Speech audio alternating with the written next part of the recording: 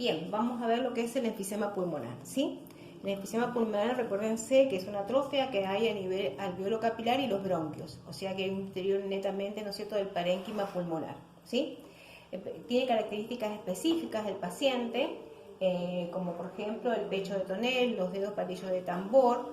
Seguramente presenta una cianosis peribucal común en ellos, ¿sí? Y esto tiene que ver netamente por la policitemia. Todos los pacientes que tienen enfisema pulmonar o EPOC generalmente tienen esto, que es el aumento de los glóbulos rojos. Por ende, la circulación de la sangre es mucho más espesa y generalmente siempre son hipertensos. Por esto mismo, ¿no? Al ser la sangre más viscosa, el corazón tiene que trabajar con mayor capacidad y esto hace que mayormente ellos tengan hipertensión arterial y pueden tener otros trastornos como la hipertensión pulmonar, ¿sí? Hay que tenerlo en cuenta porque es un trastorno diferente, ya bien si representa en el sistema respiratorio, pero digamos que los factores que han ocasionado esta enfermedad son totalmente distintos. Por ende, cuando vamos a evaluar los parámetros, los signos vitales, tenemos que tener en cuenta la tensión arterial. La tensión arterial, hemos dicho que por esta sangre viscosa y el aumento del hematocrito, podría llegar a tener una tensión arterial aumentada, ¿sí? Generalmente siempre va a estar aumentada y podemos llegar a tener trastornos a nivel cardiocirculatorio, que se llama. La frecuencia cardíaca también va a estar aumentada en el caso de exacerbación, ¿sí? Por ende vamos a tener una hemodinamia inestable. ¿Está?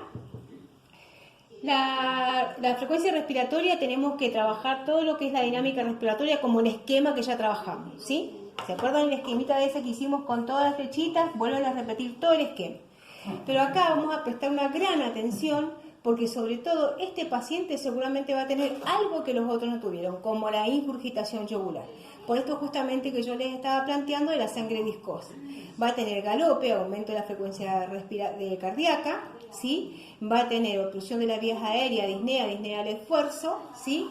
Tos persistente con secreciones y sobre todo, ¿no es cierto?, la ingurgitación yugular, ¿está? Esos serían los signos característicos para decir, este paciente tiene un enfisema pulmonar, más las características que tiene, como los dedos de palillo de tambor o el pecho de tonel, sin llegar a la historia clínica del médico, yo puedo determinar que este paciente ya tiene, ¿no es cierto?, un enfisema pulmonar. Bien. Si este paciente está internado es porque esto es una patología crónica. Si está internado o viene a la internación es porque reagudizó la enfermedad, está en un proceso agudo. Por ende va a tener la temperatura elevada, porque generalmente siempre es por un foco infeccioso, ¿sí? Entonces vamos a tener muy en cuenta en él la curva de la temperatura, ¿sí? Vamos a tener en cuenta a ver cómo está la temperatura, cómo fluctúa la temperatura en este paciente. En este paciente, imposible no pesarlo, porque uno de los que se nos puede complicar es llegar a la unidad coronaria, ¿sí? O sea, es un paciente que se nos puede complicar con la parte cardiovascular y pueda llegar a pasar a cuidados intensivos de la unidad coronaria. Por eso el peso del paciente es fundamental. Si por alguna razón yo no lo puedo pesar, le pregunto cuánto al familiar o a él mismo cuándo fue la última vez que se pesó y tomo un peso, qué sé yo, que no lo he pesado yo, pero digamos de alguna manera un peso que el paciente tenía registrado. Tengo que evaluar el dolor, porque ellos también tienen dolor, sí, dolor precordial y también puede llegar a tener dolor pleurítico, o sea que el dolor va a ser, digamos, más de irradiación que por otra cosa. En este paciente yo le voy a colocar oxigenoterapia, ¿sí?, porque va a estar con una dinámica respiratoria muy exacerbada, ¿sí? Seguramente va a estar con la exacerbación de los músculos accesorios, ¿sí? Y va a tener seguramente roncos, sibilancias, ¿está? No ha llegado todavía una edema aguda de pulmón, por ende no va a tener crepitantes, pero sí va a tener el roncos y las sibilancias. Lo vamos a poner en una posición de semi-Fowler, ¿sí?, para una mejor ventilación del paciente y por supuesto tenemos que colocar una vía periférica.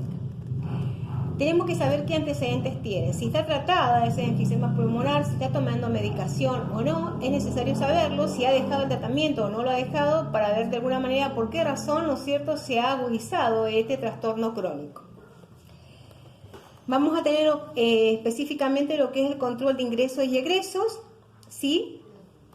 Y después que hagamos y hayamos hecho lo que es la recepción del paciente, vamos a comenzar con las acciones de enfermería. Una cosa que acá me olvidé y que es muy importante, a este paciente, como dijimos que es muy probable que se nos complique con la parte coronaria, también tenemos que hacerle un electrocardiograma, ¿sí? Como parte de los signos vitales. Yo le hago el control de los signos vitales, evalúo la hemodinamia, evalúo la dinámica respiratoria, la curva de la temperatura, lo peso, evalúo el dolor, ¿sí? Y también, ¿no es cierto?, le hago el electrocardiograma. ¿Está? Una vez que ya hayamos hecho la recepción del paciente, como objetivo me voy a plantear un objetivo general para el paciente, que va a ser de alguna manera mantener las vías aéreas permeables, ¿sí? El paciente mantendrá o llegará al patrón respiratorio eficaz en un término de, póngale, 72 horas.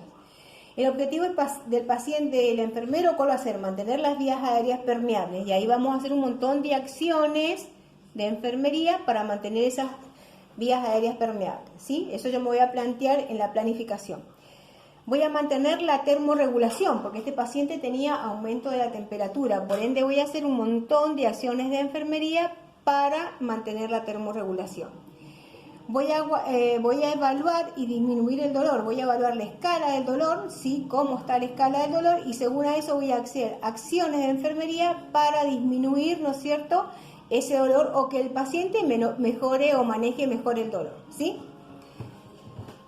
Voy a mantener la función hidroelectrolítica, o sea, en estos pacientes, que sobre todo que tienen descompensación cardiovascular, es muy importante saber el egreso de los pacientes y el ingreso, ¿sí?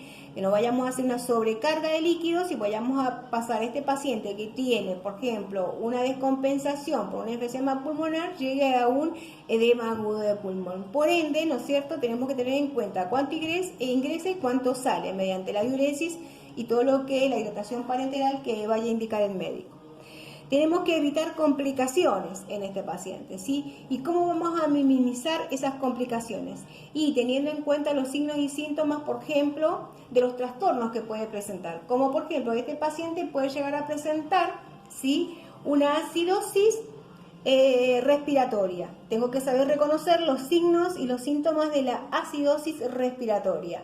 Este paciente me puede presentar un trastorno, ¿no es cierto?, en la función cardíaca, o sea, tengo que evaluar si el paciente empieza con arritmias de algún tipo o se presenta alguna fibrilación. ¿Está? Este paciente también es muy probable, ¿no es cierto?, que se complique con una telectasia o con un neumotórax. Entonces también tengo que evaluar los signos y síntomas probables de neumotórax o obstrucción bronquial.